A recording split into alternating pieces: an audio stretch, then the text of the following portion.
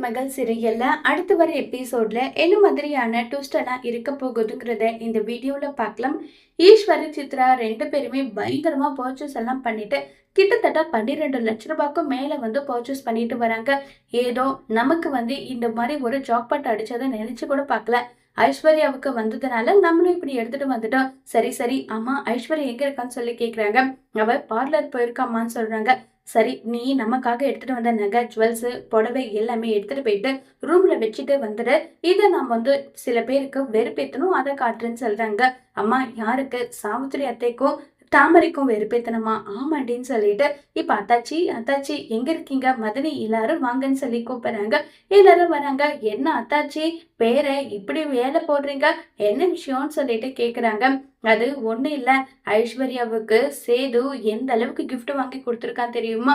கிட்டத்தட்ட 2.5 லட்சம் ரூபாய்க்கு மேல புடவை, அதுல வெள்ளி சரிகை, தங்க சரிகைன்னு சொல்லிட்டு வந்திருக்கு.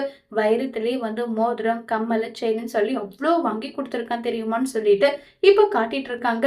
இத பார்த்த சாவித்திரி தாமரைக்கு பயங்கர ஷாக்கிங்கா இருக்கு. சேது அவளை ஏத்துக்கவே இல்லை. அப்புறம் எப்படி வாங்கி கொடுத்துருப்பான்னு சொல்லிட்டு யோசிச்சுட்டு அது எல்லாமே ஷாக்கிங்கா பார்த்துட்டு இருக்காங்க. சேது வேலையை முடிச்சுட்டு, என்ன சின்னமா 12 லட்சம் ரூபாய்க்கு மேல ஷாப்பிங் பண்ணிருக்கீங்க, அப்படி என்னதான் ஐஸ்வர்யாவுக்கு வாங்கி கொடுத்தீங்கன்னு சொல்லிட்டு சேது சொன்னதும் உடனே தாமரை சாவித்திரிக்கு பயங்கர சந்தோஷமாயிடுது. என்னப்பா சேது, அப்ப நீ வாங்கி கொடுக்கலையா ஐஸ்வர்யாவுக்கு? அவ பிறந்த நாளுக்கு நீ கிஃப்ட் பண்ணலையான்னு சொல்லி கேக்குறாங்க. உடனே சேது, என்னத்தான் பேசுறீங்க? எனக்கு இருக்கிற வேலையில நான் எங்கிட்ட போய் வாங்கிட்டு வர்றது? 12 லட்சம் ரூபாய்க்கு அப்படி என்னதான் வாங்கினீங்கன்னு சொல்லி கேக்குறாங்க. 12 லட்சமான்னு சொல்லிட்டு இருக்காங்க. சரி, என்னவோ ஒண்ணு போங்கன்னு சொல்லிட்டு சேதுவும் அங்க இருந்து கிளம்பி போயிடுறாங்க. உடனே சித்ராவை சாவித்திரி பயங்கரமா கலாய்க்கிறாங்க. ஈஸ்வரிய தாமரை கலாய்க்கிறாங்க. என்ன உங்க ரீல் அந்து போச்சான்னு சொல்லிட்டு கிண்டல் பண்ணிட்டு போயிடுறாங்க. உடனே இது ரொம்பவே ஈஸ்வரிக்கு கோவம் வருது. நேரா சேது கிட்ட இங்க பாரு சேது, 12 லட்சம் ரூபாய்க்கு நாங்க இதுதான் வாங்கணும். சித்ரா ஒரு ஆசைப்பட்டு புடவையும் ஒரு வலையிலும் எடுத்துக்கிட்டா, அதுக்கு வேணும்னா பணத்தை நான் கொடுக்குறேன்றாங்க. இல்ல அதெல்லாம் ஒண்ணும் வேண்டாம் சின்னம்மான்னு சொல்லிட்டு சேது அங்க இருந்து போறாங்க. சேது, இது எல்லாம் நீ வாங்கிட்டு வந்துதா ஐஸ்வர்யாவுக்கு கொடு, அவ சந்தோஷப்படுவான்னு சொல்லிட்டு அதை திரும்ப கொடுத்து அனுப்புறாங்க. ஆனா அந்த விஷயத்த சேது சுத்தமாவே மறந்துடுறாங்க.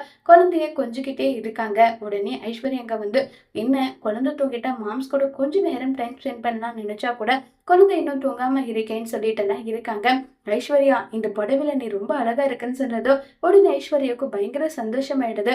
மாமா கூட டைம் ஸ்பெண்ட் பண்ண போறோம், அதனாலதான் மாமா நம்ம கிட்ட இப்படி சொல்றாருன்னு சொல்லிட்டு பயங்கர சந்தோஷத்துல ஐஸ்வர்யா 12 மணிக்கு சேது விஷ் பண்ணுவாங்கன்னு சொல்லி அவ்வளோ ஈகரா வெயிட் பண்ணிட்டு திரும்பி பாக்குறாங்க. சேதுவா நல்லா கொரட்டை விட்டு தூங்கிட்டு இருக்காங்க. மாமா எந்திரிக்க மாமான்னு சொன்னா கூட சேது எந்திரிக்கிறதே கிடையாது. அடுத்த நாள் காலையில் ஆகுது, அப்ப வரைக்குமே நம்ம சேது ஐஸ்வர்யாவுக்கு விஷ் பண்ணாமே இருக்காங்க. மாமா, இன்னைக்கு என்னுடைய பிறந்த நாள், இன்னைக்கு கூட நீங்க விஷ் பண்ண மாட்டீங்களா? நான் உங்க விஷயக்காக ரொம்பவே காத்துட்டு இருந்தேன், நீங்க இப்படி எனக்கு ஏமாற்றம் கொடுத்துட்டீங்களேன்னு சொல்லி ஐஸ்வர்யா ரொம்ப வருத்தப்பட்டுட்டு இருக்காங்க. அதோட இந்த எபிசோட முடிச்சிருக்காங்க.